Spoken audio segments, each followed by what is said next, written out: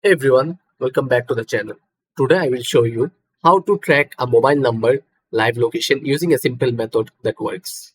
Start by opening your browser and search for IP logger, this one, and once it loads, next enter any website URL. I will use the YouTube as an example. Then create a short link here. Now copy the IP logger for collecting the statistics. I've copied here. Here you can see I've copied. This is the link you will send to the person whose locations you want to track. Now paste this link to text message. Go to the search and here in this number, suppose I am wanting to see his location. Then paste the URL here and then send it. Once they click the link, their location data gets locked. Go back to the site.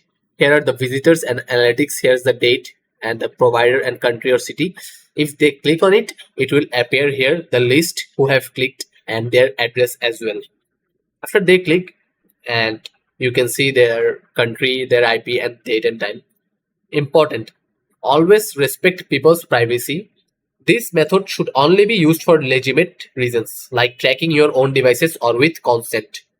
If you found this helpful, give it a like and subscribe for more useful tutorials. Thanks for watching.